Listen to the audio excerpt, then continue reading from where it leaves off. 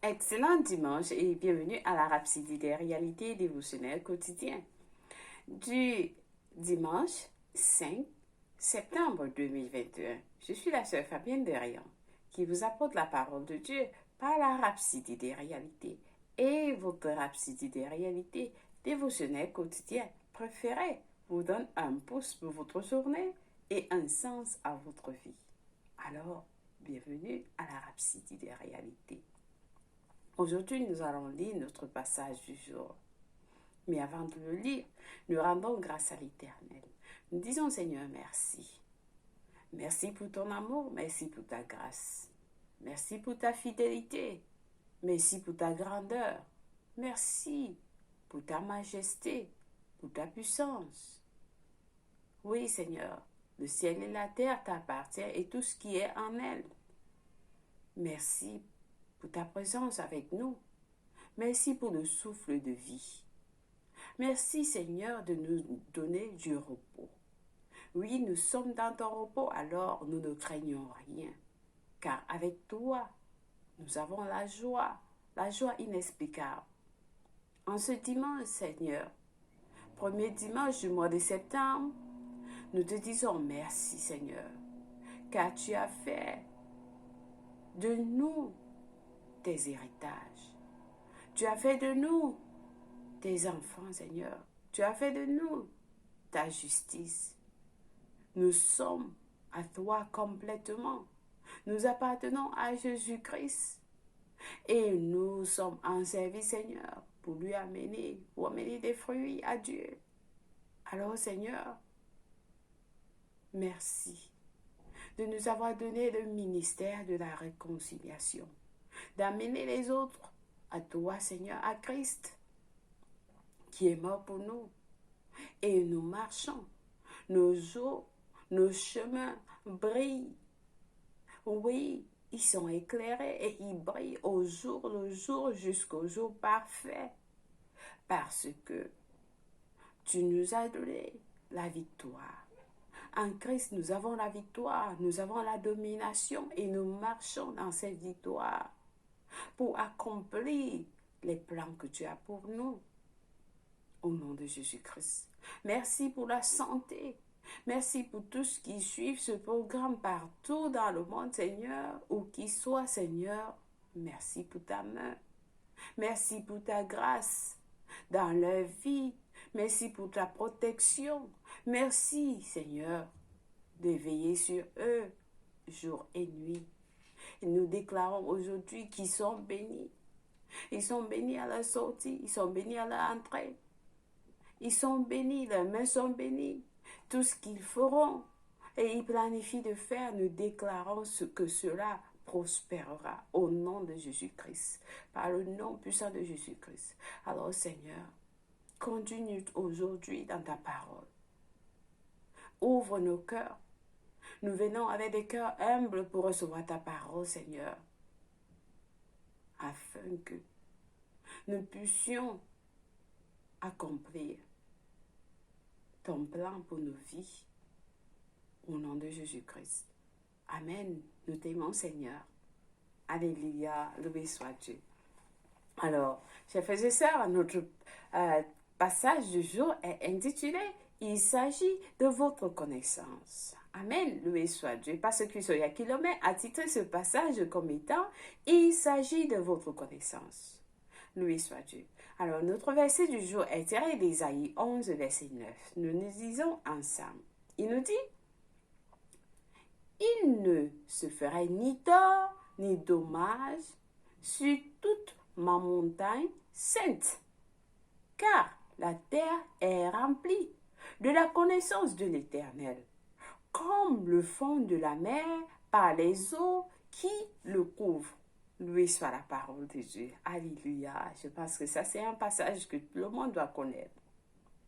Alors, parce que Soya Kilomé nous dit, dans Acte 27, verset 28, Luc rapporte un incident inspirant avec Paul lors d'un voyage à Rome.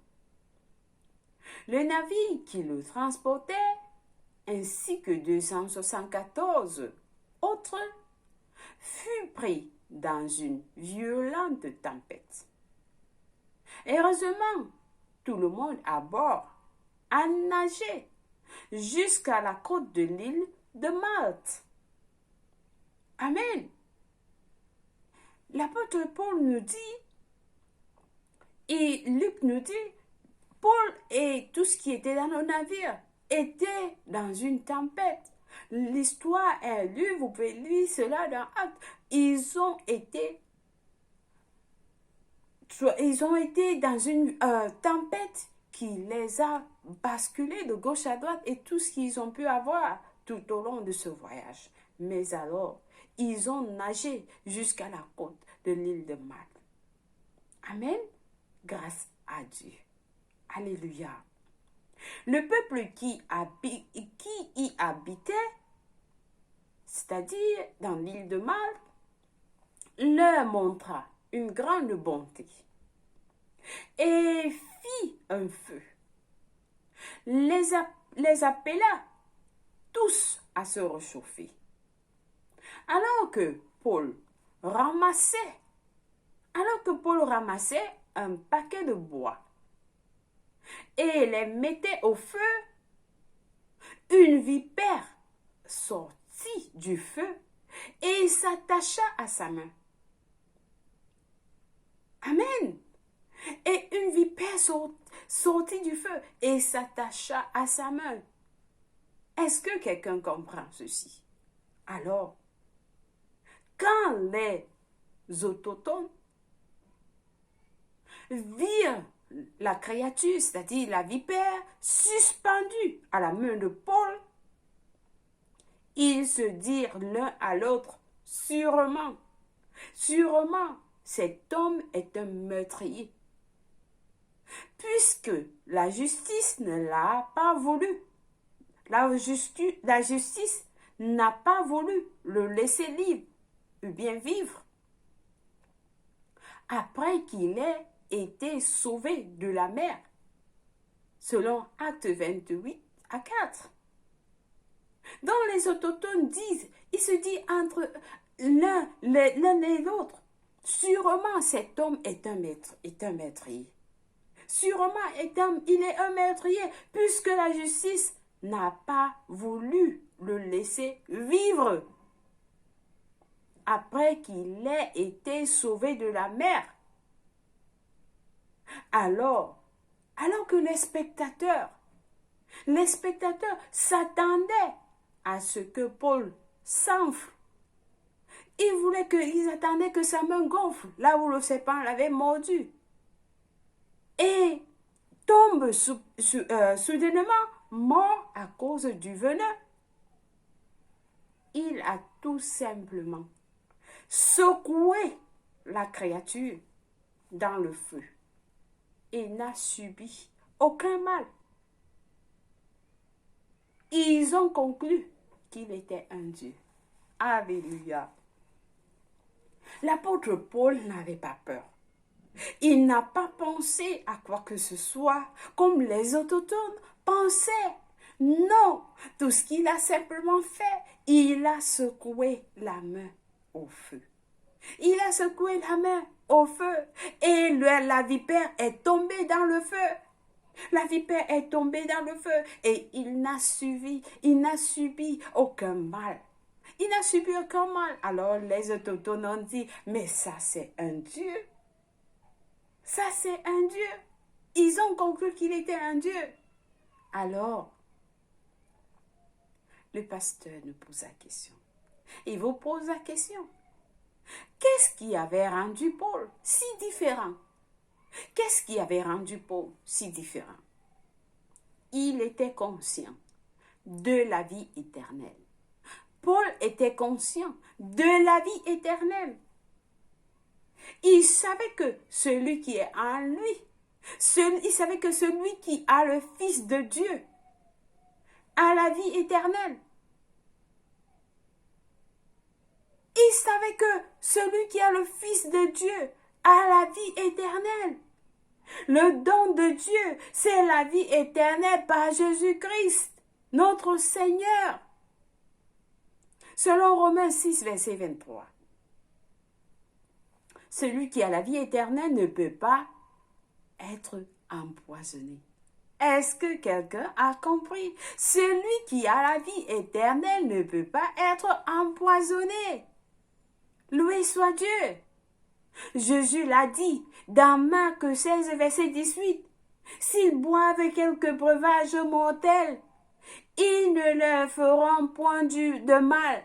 Ils ne leur feront point de mal. Lorsque vous avez la vie éternelle, peu importe ce qu'on vous fait, si on vous empoisonne, si vous buvez quelque chose par accident, ça ne peut pas vous faire du mal si vous avez cela dans votre conscience. Amen. Amen. Alléluia, parce que vous avez le Fils de Dieu. Vous avez le Fils de Dieu en vous. Ça, c'est la vie. Ça, c'est la vie qu'il nous a donnée. Ça, c'est la vie qu'il nous a donnée. C'est la vie que Dieu nous a donnée, mais beaucoup ne le savent pas. Beaucoup ne le savent pas. La Bible dit que par la connaissance, le juste sera livré dans son héritage.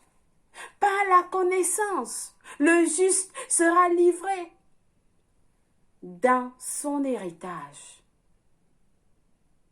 Est-ce que vous connaissez votre héritage? Ce n'est que par la connaissance que vous pouvez avoir votre héritage. Donc, vous voyez, le pasteur nous dit, cela fonctionne par la connaissance. Cela fonctionne par la connaissance. Il s'agit de votre connaissance de la vie immortelle et incorruptible de Christ qui est à l'œuvre en vous. Pas étonnant que Jean ait dit dans 1 Jean 5, verset 13, « Je vous ai écrit ces choses, je vous ai écrit ces choses afin que vous sachiez que vous avez la vie éternelle. » Vous qui croyez au Fils de Dieu, vous qui croyez au Fils de Dieu, vous avez la vie éternelle. Amen. Alléluia.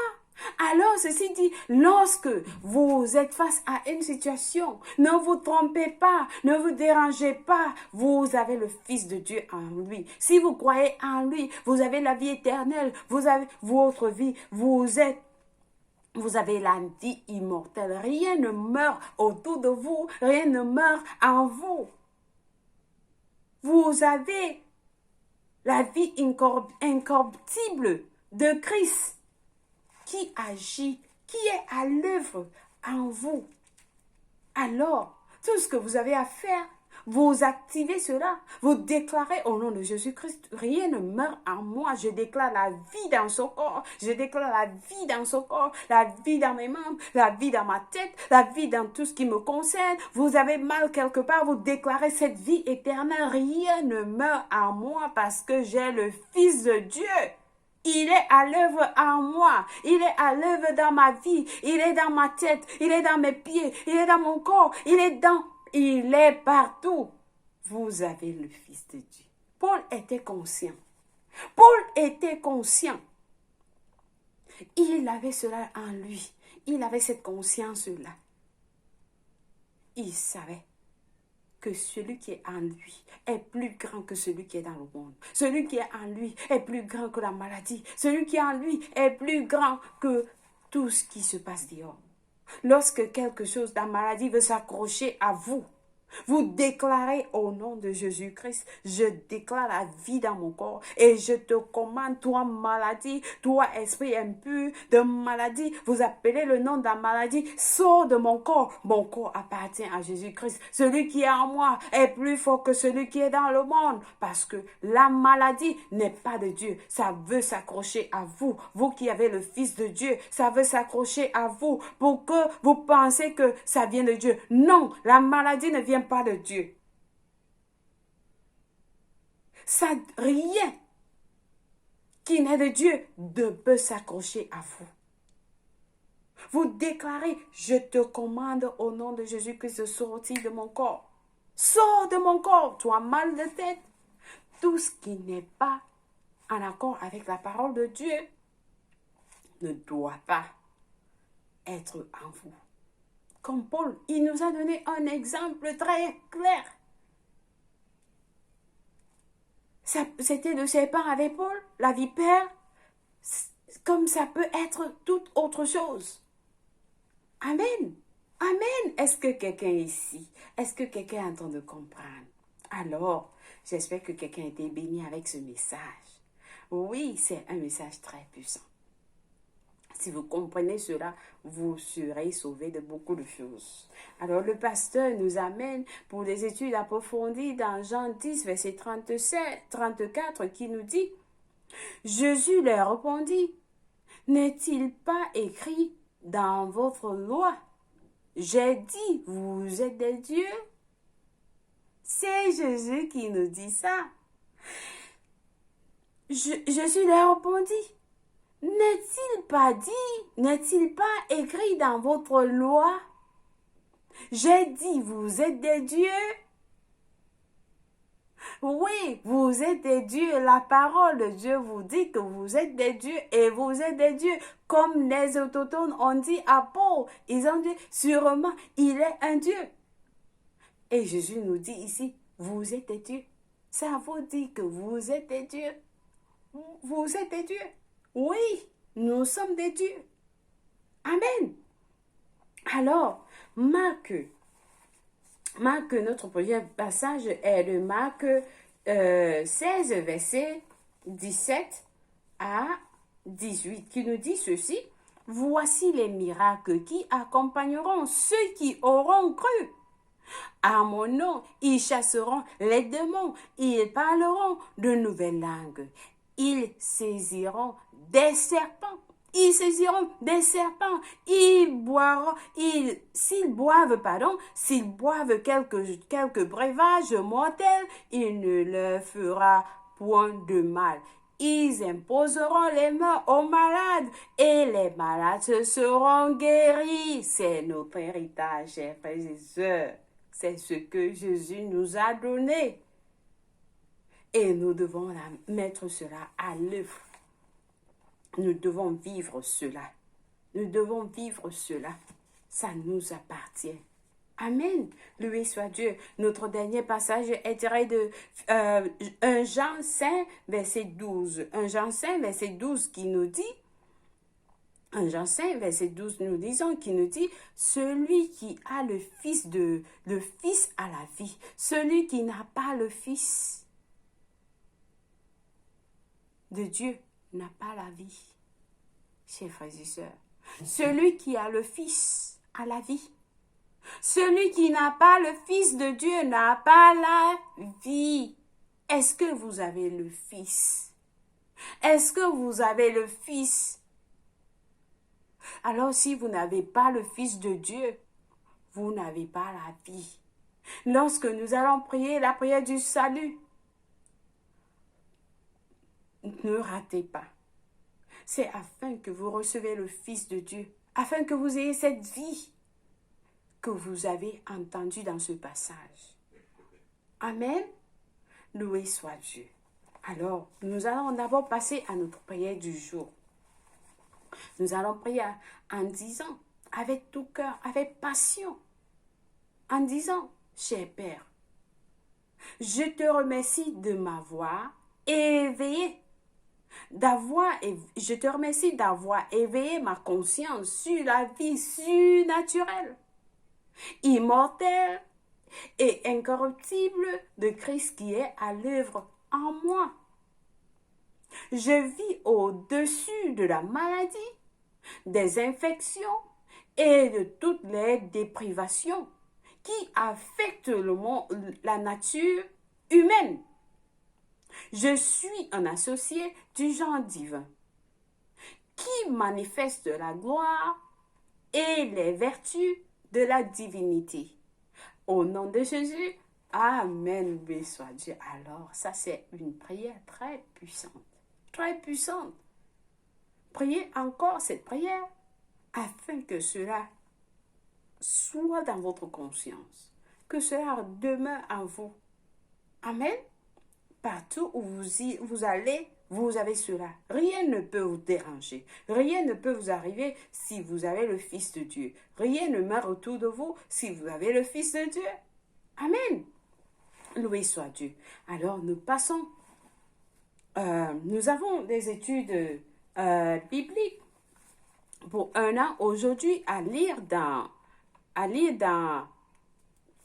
2 Corinthiens, pour la lecture biblique de 1 an, nous avons à lire 2 Corinthiens 3, verset 4, 2 Corinthiens 3, verset 7, pardon, et puis 2 Corinthiens 4, verset 1 à 18, et puis Proverbe 16 à Proverbe 17, Louis soit Dieu. Pour la lecture biblique de 2 ans, par contre, nous avons à lire Luc 21, verset 1 à 9, et 1 Samuel 24, Louis soit Dieu.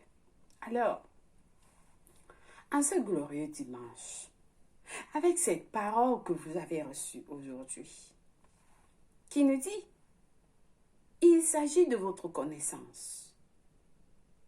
Cette connaissance que vous avez, cette parole que vous avez reçue aujourd'hui, vous révèle votre connaissance, votre héritage, ce que vous recevez lorsque vous naissez de nouveau.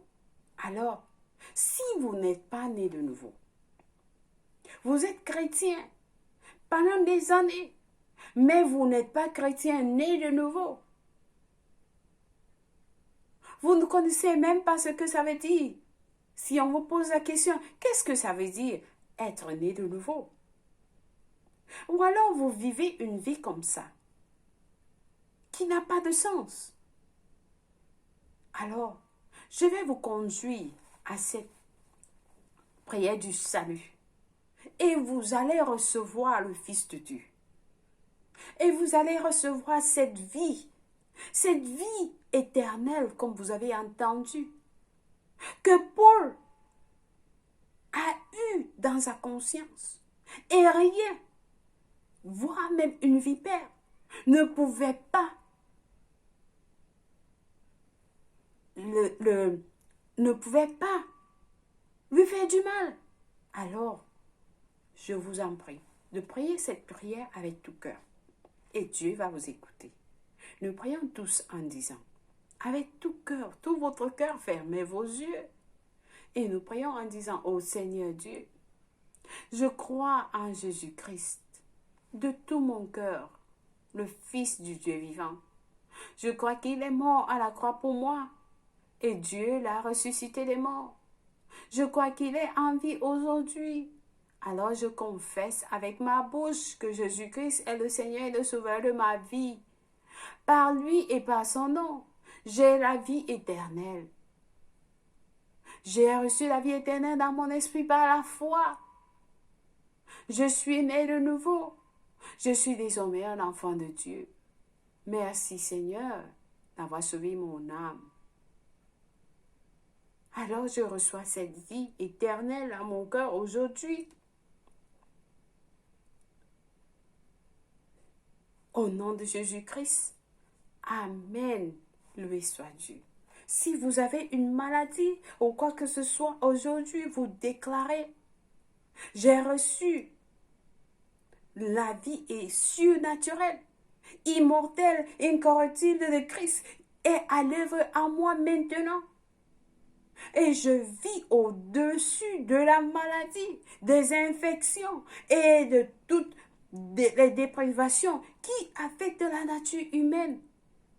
Je suis un associé du genre divin qui manifeste la gloire et les vertus de la divinité. Alors je refuse d'être malade. Amen. Et vous refusez votre situation, vous rejetez cela. Alléluia. Loué soit Dieu. Alors vous êtes bénis si vous avez prié cette prière. Je vous rassure, Dieu vous a écouté. Et vous êtes la bienvenue dans le royaume de Dieu. Et nous vous accueillons dans la grande famille de Dieu. Où que vous soyez, nous vous aimons. Et Dieu vous aime plus. Amen. Loué soit Dieu. Alors, nous allons souhaiter joyeux anniversaire à quelqu'un de spécial. Si c'est votre anniversaire aujourd'hui, nous vous souhaitons un excellent, agréable anniversaire.